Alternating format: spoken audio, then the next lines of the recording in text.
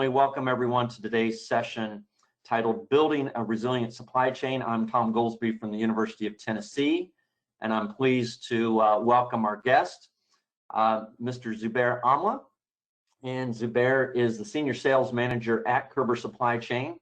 We reached Zubair today in Toronto, and he has extensive experience in working with clients in the warehouse management and technology domain. He's been doing so for more than 15 years, and particularly so with the application of advanced technological solutions and how they bear out in conversations with clients on the subject of supply chain complexity and resilience. So I think he's very well prepared to address us today and to take on any questions you might have. So welcome, Zubair. It's great to have you with us. Thank you, Tom. Thanks for the introduction, and excited to be here. I'm going to turn things over to you in just a few minutes, but please allow me to go over a few details with our guest. First of all, maybe why are we here? What are we trying to accomplish? Well, this masterclass series, again, is dedicated to disaster mitigation. And there's no doubt that all of our supply chains are laden with immense amounts of complexity, and that complexity lends to high risk of disruption. And so what we want to do is bring you best practices and innovative thinking from academics like myself, as well as insiders and senior leaders like Zubair. What are we trying to accomplish with the masterclass series dedicated to disruption management? Well, we want to provide guidance and insights to help you manage that complexity, and perhaps even turn your supply chains into a source of competitive advantage. Note that this is the lead-off session for the 4-class master class series, and we're going to continue over the next 2 weeks with the remainder of the schedule. Also note that we have a catalog of recently completed master classes that are also available to you on demand, and you can review any of these 5 master class series, each one consisting of 5 30-minute action-packed sessions dedicated to contemporary topics in supply chain management and advanced technologies. So with that, let's go over some housekeeping items. All of your phone lines are muted out there, so you don't have to worry about any potential disruptions you might have in the background of your home or workplace, wherever we find you today. We are recording the session, and the slides will be available to you within 48 hours. And again, we welcome your engagement in the session. If you have questions at any point during the presentation, please submit those questions through the questions tab in the GoToWebinar menu. Again, also in the GoToWebinar menu, locate that flexibility in WMS brochure that's available to you, compliments of Körber Supply Chain. So we launched with a pretty simple yet maybe challenging question. How prepared is your supply chain to handle disruptions? And so why don't we go ahead and take a look at the results of the poll. 45% of you indicated that your supply chain is moderately prepared, and that's I guess on the positive side of things. Somewhat and slightly came in at 18% each, with somewhat being our midpoint on the scale. So that's pretty encouraging to see that 45% of you are feeling perhaps like you've learned an awful lot over the past 8 or so months. You've navigated a lot of storms, I suspect, maybe some feast, maybe some famine on the inbound or outbound sides of your business. I'm really intrigued with the 9% of people that say that your supply chain is very prepared. I might want to identify who you folks are and invite you back for future sessions, because I think we can learn from you. But equally, 9% said not at all. So it's an interesting distribution we see around this question. And Zubair, maybe I'll throw it over to you just for a little bit of reaction to what you see in these results. Any surprises based on your experiences? Yeah, I mean, I'm quite surprised at the very and moderately, at least based on some of the research that I've done over the past few weeks on this topic. So it'd be interesting to see what organizations have done to prepare for these types of disruptions, and maybe we can learn from them as well too in real world scenarios. No, absolutely, I agree. But yeah, it is interesting. It would have been very interesting to have conducted this poll probably monthly, if you will, over the past 8 months to see how things might have shifted. But hopefully you all are finding some steady legs under you and figuring out how to operate in this new normal, which is where we want to take the conversation. So if we can get back into the slide deck, appreciate that read on what you all are thinking and feeling. I'd like to just kind of frame today's discussion by looking back maybe a little bit pre-pandemic to how our supply chains were designed to function. And here you see the caption, ready, set, go. And this is the image of perhaps a 100-meter dash sprinter preparing to get into starter blocks to head down that straightaway to meet the finish line 100 meters later. And I think our supply chains have been to some extent designed for speed to develop processes that are free of hindrances, that are streamlined, not only within the four walls of our company, but also as they engage with customers and suppliers, as well as logistics service providers, perhaps thread our organization to our upstream and downstream partners in the supply chain. And again, when you're designed for speed, your goal is just to get down, it looks like maybe lane 7 here, as quickly as possible and try to break that tape before everyone else, get to market first, make sure you have the right product, the right place, right time, right quantity and condition to win the business. However, inevitably, if we go to the next slide, we see that straight line speed won't always win out. And we're in the throes of football season here in North America. It's good to see football back in action. Yeah, every now and then, maybe you can kind of break through that line, and then it's just a mad dash for the end zone to meet the destination and rack up 6 points for a touchdown. However, often there's going to be a defender, maybe several defenders there that get in the way, and maybe that straight line speed doesn't get the job done every time. Rather, you've got to pivot, maybe juke, put a move on, and perhaps even change direction to reach the destination. And I think that's what we've had to do quite a bit over the last 8 months.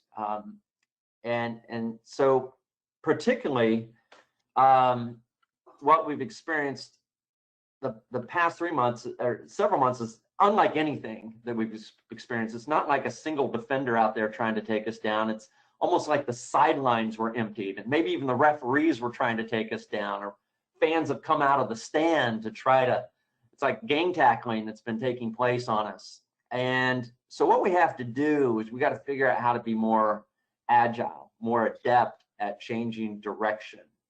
And if we go to the next slide, I'd like to just share a very simple observation that comes from a good friend of mine, Mr. Robert Martichenko, who offered this back in March, so pretty early in the pandemic.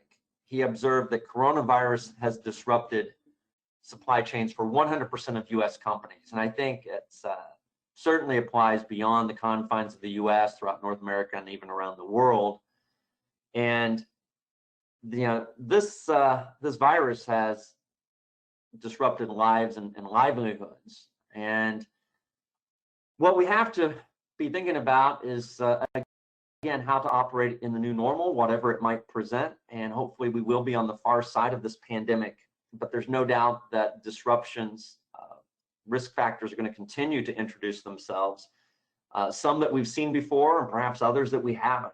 And we're going to have to be ready for any and everything, and make sure that we continue to serve our customers as well as we can. So Zubair, what I'd like to do is transition to you. And certainly, as I said, disruptions and complexity are nothing new in supply chain management. But how is it that we can make sense of the risk and possibly be successful in mitigating them? Thanks, Tom. Appreciate the introduction, and really, if we just go to the next slide, in today's globalized and interconnected world, any disruptions that we've learned during this global pandemic really has the potential to cascade through supply chains and affect other industries. Even though the global supply chain has become efficient, it's vulnerable to risks. We've seen supply chains that have been tuned for cost and speed with modern management strategies and technology. But organizations are always looking at reducing operating costs, investing in lean manufacturing, just-in-time inventory, reduced product life cycles, and outsourcing, which have resulted in really highly efficient supply chains. This approach works well when there's no interruptions, and have yielded attractive business benefits to organizations that have invested in these types of strategies and technologies. However, what COVID-19 and the global lockdowns have taught us that it can really disrupt supply chains across the globe. And as a result, companies must elevate supply chain resilience to survive. And we're seeing companies innovating and be more agile in record time. We see car manufacturers in Detroit converting assembly lines to build ventilators. Breweries are altering production processes to manufacture hand sanitizers. Pharmaceutical companies are shifting research programs to find COVID-19 vaccines, and retailers are finding ways to virtually engage and sell to customers. And as I prepared for today's masterclass, I discovered outside of the Fortune 1000, many organizations, specifically on the small to medium-sized enterprises, were unaware of or ways to develop strategies to mitigate the impacts associated with disruptions and look at ways to building resilient supply chains. So I was quite intrigued by the poll question and the responses that we got based on some of the research I saw outside of the Fortune 1000 on ways to mitigate some of those impacts and disruptions that we've seen, especially with this global pandemic. So as we move to the next slide, what are some of the things that, aside from this global pandemic, what are other causes of disruptions in our supply chain? And we've seen supply chains are subjected to more risk than ever, which are numerous and constantly evolving, that derive both from within an organization or even outside of a company. And avoiding such risks or reducing the negative effects is a challenge for many complex industries and specifically our supply chain industry that we all kind of revolve around, and risks associated to natural disasters like we're experiencing with this global pandemic. At the height or the beginning of that first wave, and many countries are kind of going into the second wave. Even companies like Amazon were experiencing supply chain related issues.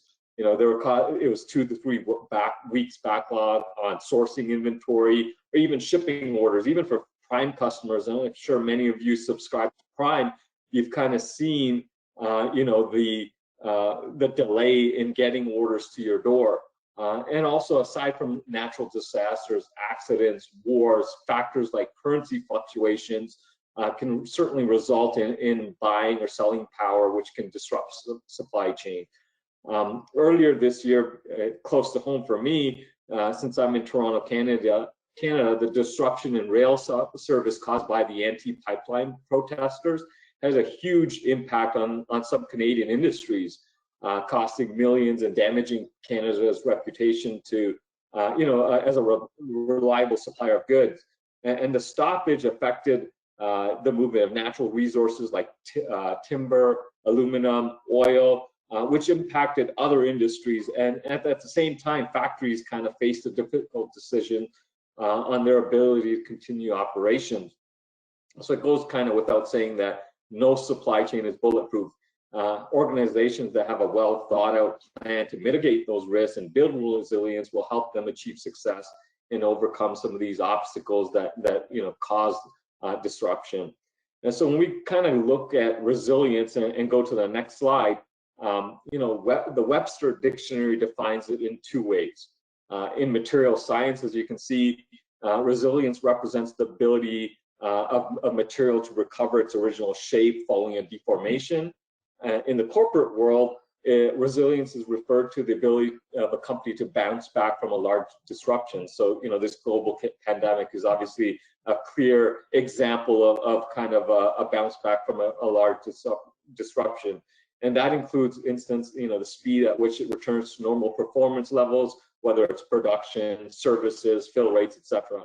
And companies can develop resilience in kind of 3 ways. It's either increasing redundancy, building flexibility, and changing kind of the corporate culture of an organization. And as it relates to supply chain, we'll discuss kind of building resilience to minimize disruptions and building flexible processes to perform at normal levels. So if we move to the next slide, you might be asking yourself, why build a resilient supply chain? Building a resilient supply chain can be attributed to managing risk. Many leaders view risk as kind of a negative, and risk management merely as a kind of a lever to protect value. Instead, companies can begin to think of risk as a strategic component, and if managed effectively, an opportunity to create value for the organization. And according to Garrett John, he's a VP at Gartner, he says most supply chain leaders recognize that becoming more resilient is a necessity in the current environment. However, measures such as alternative factories, dual sourcing, and generous safety stocks go against kind of the well-versed philosophy of lean supply chains that prevailed in recent decades. As we kind of move on to the next slide, we'll look at some of the reasons to build a resilient supply chain. There's a bit of a lag if we move to the next slide here. The implementation of these lean initiatives and single sourcing policies that we spoke of kind of help cut costs and improve efficiencies. They minimize risk and leave a supply chain with no spare capacity to cater for contingencies and therefore susceptible to disruptions. And to kind of get on top of these threats, you have to identify what your true risks are. After that, kind of transform some of the processes to help manage it and mitigate those risks. And those kind of help also build some barriers to entry. So if you look at some of the SWOT analysis, obviously you're looking at ways to create barriers to entry for your competitors and your competition. And building, I think, a resilient supply chain helps not only mitigate some of your risks, but also create additional barriers to entries for some of your competitors as they're entering your market. You also have to be prepared for the unexpected. If this global pandemic has taught us anything, things like diseases can travel across the globe in an instant. Airlines are investing in faster, more efficient ways for air travel. And as immigration continues to increase, more people are susceptible to traveling, between cities, countries, continents, and it results in a global pandemics and the likes that we've never seen before. So kind of rethinking from everything from selecting and doing business with a supplier, geography, transportation methods should be evaluated. And finally, through risk mitigation, you can kind of leverage some of the external data to gauge the likelihood of future disruptions. Building a resilient supply chain can also kind of be utilized to manage compliance, whether it's regulatory, tariffs, taxes, etc. As supply chains become increasingly complicated, many companies find themselves kind of requiring to comply with many rules and regulations. This might, some of these rules and regulations, many organizations don't even understand, let alone have the capabilities or resources to address them. So kind of keeping tabs on all these requirements can be overwhelming, especially when you add compliance to kind of a contract's terms and conditions that you're with organizations that you're doing business with outside your geographical boundaries. Last year we saw a tariff war like no other, whether it was a tariff on goods coming from China or sending to China, aluminum between Mexico, Canada, US, and kind of the revised NAFTA agreement.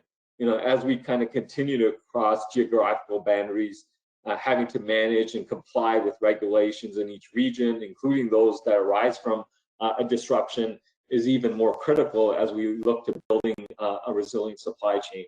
I read an article in Glenn Yoke at Deloitte, who's a financial advisor and principal with their strategic and reputation risk practice. He's quoted as saying, one key issue is understanding the rules and regulations you actually need to follow. A lot of times businesses don't even know what they're supposed to comply with, which can be a recipe for disaster. Really, the ongoing volatility of supply, demand in the financial markets makes it even more important to build resilient supply chains and build them for cost performance. So as we move to the next slide, we'll kind of look at some of the strategies to build a resilient supply chain. In the Gartner report, Weathering Supply Chain Resilience in the Age of Disruption, they kind of outline strategies for building a supply chain resilience in this diagram that you see here. And in that report, they discuss how the rebalancing of efficiency, resiliency will not be easy, and in most cases, resilience comes with additional costs.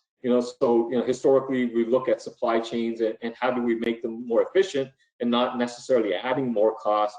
But as we look to increase more resilience, it is going to come at a cost. But those costs of doing nothing can also be significant.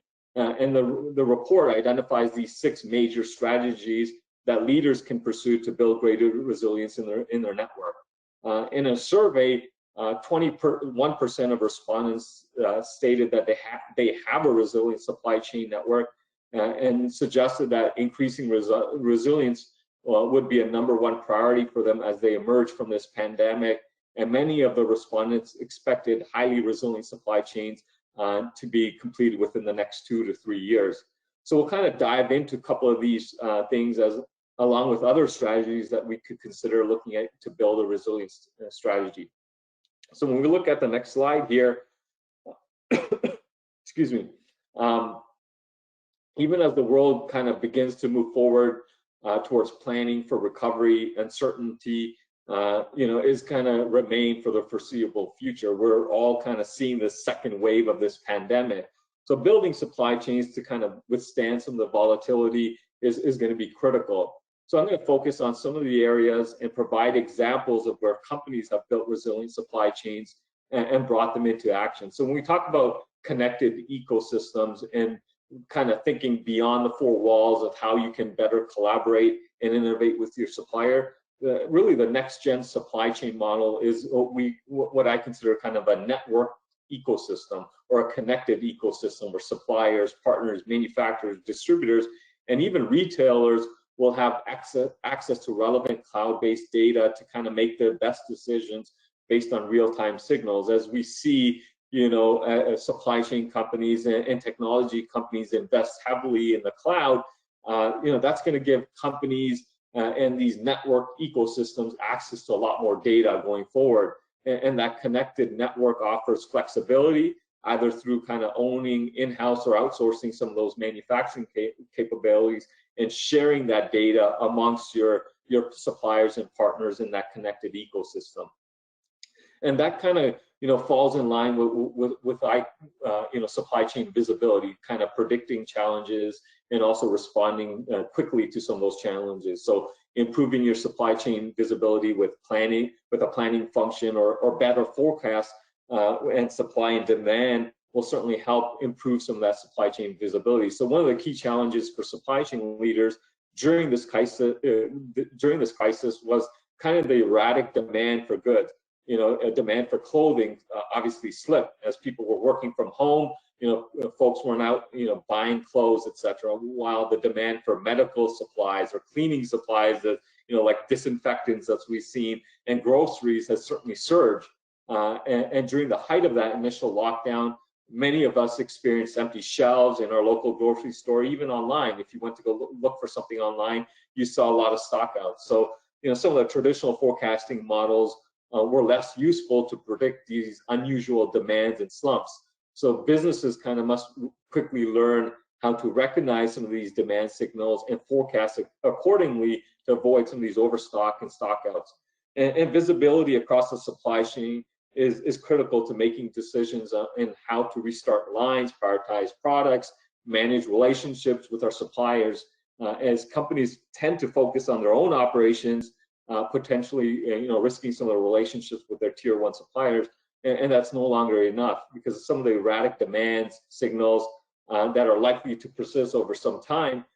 Companies will need to kind of monitor market and economic indicators, as well as external data sources such as financial and commodity indexes and government databases, or even social media feeds. I think can certainly provide some of that visibility and ahead of the curve insights into the demand picture that you'll see going forward. So COVID-19 and some of these significant disruptions really have revealed the interconnectedness of supply chain, and one decision can affect many others. So companies will kind of have to look at analytics and supply chain intelligence tools to improve some of that visibility from end to end in terms of their total supply chain and thinking outside of their four walls of the warehouse. Multi-sourcing or Gartner, if you saw on the previous slide, refers to even some of the neo-shoring, can kind of go hand in hand. And the lack of diversification and sourcing strategies, created during this global crisis really came to fruition here, right? So one of the questions that often comes to mind is, will this pandemic drive companies to contemplate moving away from globalization? I think it's unlikely, but many organizations will kind of reevaluate some of the risk of putting all their eggs in one basket. Do I source everything from China? Do I source everything from some Asian, from overseas? Or do I bring some of that supplier in, closer to my geographic home base? And that might seek a balance between kind of local and global procurement, right? So some may try to pull the sourcing or manufacture closer to their homes. And all this really implies that there will be an interest in diversification of sourcing strategies, whether you find, companies in a specific region or kind of diversify it across multiple geographic regions. If you recall, in 2011, a major natural disaster in Japan and Thailand disrupted kind of the global supply chain, exposed a lot of some of this in the automotive industry. So Honda's assembly plant, for example, which is a critical node in the supply chain, was flooded out of operation for 6 months in Thailand. And this example kind of shows you the loss that a factory that you basically have a factory that produces a unique component or part, plays a critical role in the supply chain, and what can happen as a result of disaster. In contrast, Nissan, for example, recovered within weeks because what they had done was diversify their supplier and invested in some alternative sources. And this is just kind of one example of how multi-sourcing could certainly help increase some of the supply chain resilience and respond to a disaster. In response to kind of the US-China trade war, many organizations kind of realigned themselves for looking ways to diversify their sourcing and manufacturing bases, right? Which meant switching to new suppliers outside of China, or asking some of the partners that may have been in these regions to, look at factories in Mexico, which were, closer to, when we talk about the U.S., Mexico obviously being closer to the U.S. And according to a survey done back in March from the National Association of Manufacturers, 53% of manufacturers anticipated a change in their operations, while 78% anticipated a financial impact, and 36% were facing supply chain disruptions due to COVID. So really, beyond multi-sourcing, some companies are going to want to reduce some of those geographic dependence in their global networks and shorten the cycle time for finished products so that they can get, their goods to their customers faster by reducing some of that geographical dependence. And really, as our listeners have learned from COVID-19, having flexible supply chains and companies, expanding your geographical footprint will help you minimize some of those risks of disruptions in the times of disruptions. And last but not least, information technology, which is near to dear to my heart. It requires investing in technology and advanced analytics really to help improve supply forecasts and increase accuracy to help some of that efficiency. So leveraging technology to pull data from internal, external sources, whether it's social media, to spot some of the trends can certainly be beneficial. In the application of IT within supply chain, as we've all noticed, has obviously increased dramatically. So if planned and implemented correctly, IT can have a significant impact in resilience through various channels, whether it's analytics, data, information sharing, scenario modeling, and really the foundation, is building that resilient supply chain. And a good example was that with Boeing. to address some of their supply chain issues that delayed their 787 production by 3 years.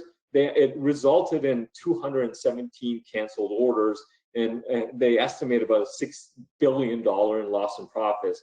So what they did, the company kind of engaged their suppliers in what they considered a collaborative planning, forecasting, or replenishment exercise, and they termed it CPFR, if I recall correctly. And what they did, their IT systems were integrated to allow real-time data exchange between their suppliers and their manufacturers. So Boeing sent weekly forecasts and inventory counts to their suppliers from their ERP systems that in turn generated electronic purchase orders for raw materials. And that kind of helped improve some of the forecasting, and it enabled Boeing suppliers to adjust its production process to maximize its efficiency. So, having that enhanced communication really was part of Boeing's supply chain to ensure some of that disruption that would occur, and investing in technology to help minimize some of those risks. Going forward, I think we're going to see a lot of investment in things like AI, artificial intelligence, or machine learning, which can certainly help, I think, drive some of that collaboration across supply chains by potentially identifying disruptions early, or allowing for supply chain resources to come together and respond efficiently or quickly as part of some of these national mitigation strategies. So really, to conclude, as a supply chain leader, as you look to help organizations transition kind of to the next phase of this pandemic, thinking beyond the four walls and what the implications have are certainly going to be top of mind for a lot of supply chain leaders. And key decisions will need to be made around whether supply chains should be optimized for cost, speed, agility, or innovation. And that innovation might be, how do we connect our ecosystems? Do we look at investing in technology to increase supply chain visibility? Do we look at investing in diversifying our suppliers or our partners that we do business with to cover multiple geographies or regions, or do things like nearshoring, where we have either local manufacturing plants or suppliers that can certainly help bring some of those finished goods to market. So really, I think what we're going to see is supply chain leaders will learn and thrive in this midst of this disruption, and what COVID-19 has certainly taught us, that having that agility and the variety and the innovation is certainly going to be top of mind for a lot of these supply chain leaders. Excellent, Zubair. Thanks so much for those observations.